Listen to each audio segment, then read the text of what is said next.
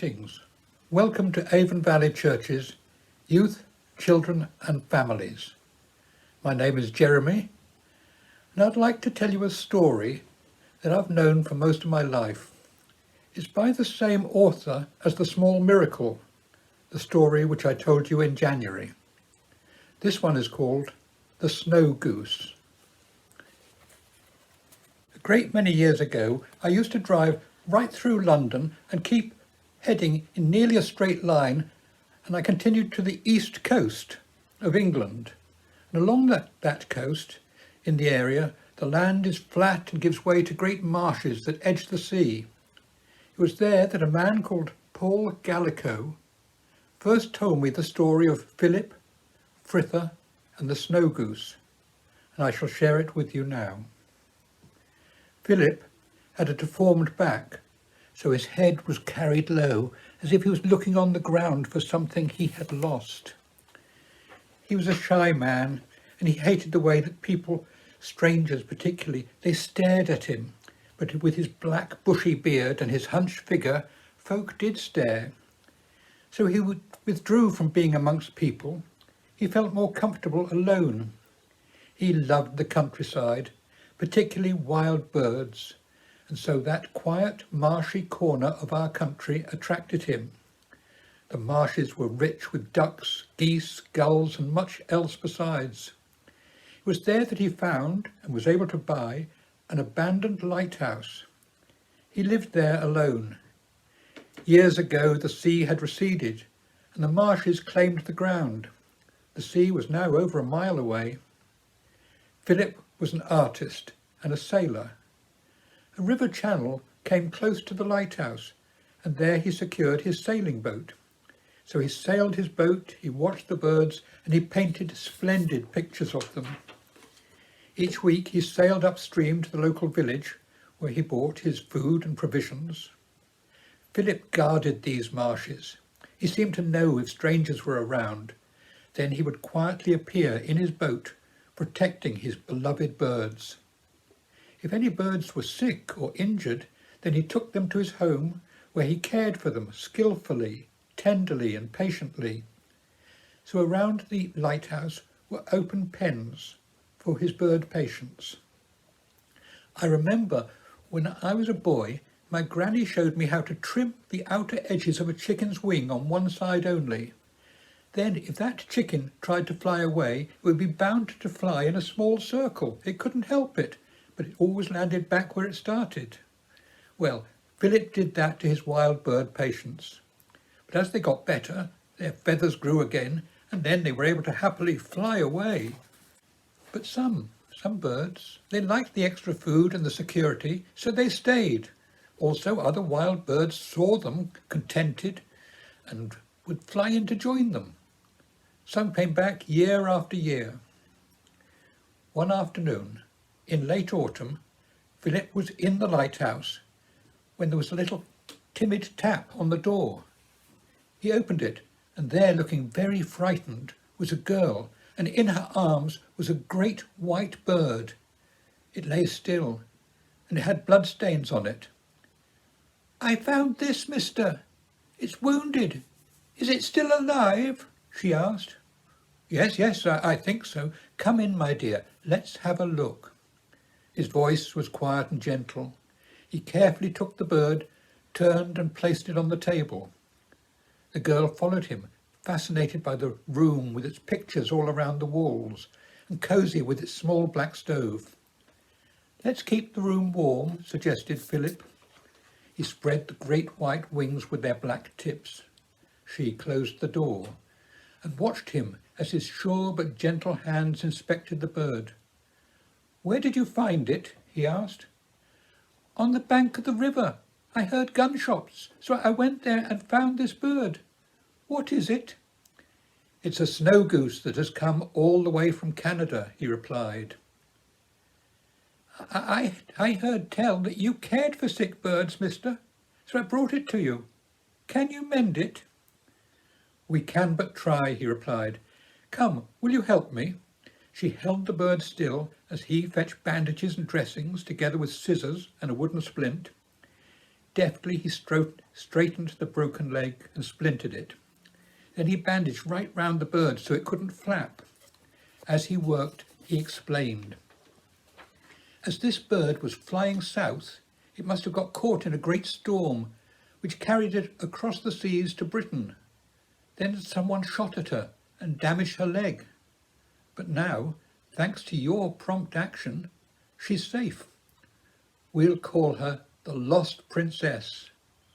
The girl laughed with delight. Yes, yes, she will be our princess, and we will take care of her and make her better again. And then suddenly she remembered where she was. She panicked, fled to the door, was out. What is your name? Called Philip. Fritha, she replied as she ran. Come tomorrow, he shouted. But she was gone. Had she heard him, he wondered. Would she come? The Snow Goose mended swiftly. Fritha came each day and stayed just long enough to care for her patient, who was soon wandering around with just a bit of a limp. Then at the end of May, one morning, a group of pink-feet geese, which had wintered at the lighthouse, enjoying the extra feed and security, answered the inbuilt call of their breeding grounds and took off to fly north. With them went the Snow Goose. Fritha was there. Look, look, the princess is going also. They heard her call as if saying, thank you and farewell. Then Fritha no longer came to the lighthouse. Philip missed her company. It was in September, when Philip happened to be in the pens tending the birds, when he heard the clear call of a snow goose. She had returned. Perhaps she'd summered in Spitsbergen up in the Arctic. We've been there, just 600 miles from the North Pole. It's a beautiful place in summer, but mostly white with snow. When Philip next went to the village, he left a message for Fritha. The princess is back. A couple of days later she came. Fritha had grown that summer, was more confident, not so shy of Philip. Now they were co-workers caring for the birds. And so it continued. In the early summer, the Snow Goose left, and so did Fritha. Then in the autumn, the Snow Goose returned with the pink-feet geese, and Fritha resumed her visits. Sometimes she sailed with Philip and learnt the ways of the wildlife in the marshes. Their enclosure pens were extended as more birds wintered with them. Then, one year, the Snow Goose did not return. Philip missed her and missed Fritha also. But the next winter she returned again. Philip welcomed her back. Fritha returned. She was now a teenager and going on towards being a young woman. As usual, the Snow Goose took off with the pink feet in May. They stood watching them. Look, Philip, she said. Look. The Snow Goose had wheeled round and flew back in a low dive, passing close to them. Then again she turned and landed near them. She's not leaving, said Fritha. She's going to stay. Yes, this is her home now, said Philip. You'll not be alone now, said Fritha. Turning, she walked away. Goodbye, Fritha, Philip called after her. Bye, she waved, and then she was gone. It was 1940 and a terrible time for the whole country. Europe was at war. The Nazi forces were rampaging through country after country at great speed, smashing through each country's defences. Britain had sent an army of soldiers over the sea to assist the French, but they too were now being driven back towards the coast. Nothing could stop the enemy forces. Now it was a matter of saving our soldiers. They retreated to the beaches of Dunkirk, but the enemy were closing in all around them. Their only hope was to be rescued by ships, but they were on gently sloping beaches, and ships could not get into those shallows. There went out a national appeal. Small boats are urgently needed to ferry our soldiers from the beaches to the ships. If you have a suitable boat and are in reach of Dunkirk, then please go at once to this battlefield to save our men. It was about this time that Fritha returned to the lighthouse, just to see if the princess really had stayed. She found Philip stocking up his boat with food and water plus extra gear for a voyage. "Philip," she called, "are you going away?" "Oh, Fritha," he replied, "I'm so glad you've come. I have to go. Our men must be saved. I can help. It's about 100 miles, and with a fair wind I can do that in a night and a day. I can take 6 men at a time from the shore to the bigger ships in the deeper water. Every trip will make a difference. I can do many trips." Fritha felt her heart go cold. "Oh, Philip, must you go? You'll not come back. Why must it be you?" Quietly, tenderly, Philip explained, "Unless the men are rescued at once, they will all be captured and imprisoned. The army must be rescued. They may well be needed soon to defend this country from enemy invasion. Also, the terrible Nazi movement must be defeated. Our freedom forever depends on it. I must do my bit to make a difference. Besides, these men are like our lost princess. They need help." Fritha looked at him and saw not the humpbacked figure, but the brave man who had risked his life in order that people might be free to think their own thoughts and to live without fear, free to do as God planned and fulfill their potential. War must be stopped, but peace and liberty must be fought for. "Shall I come with you?" she asked.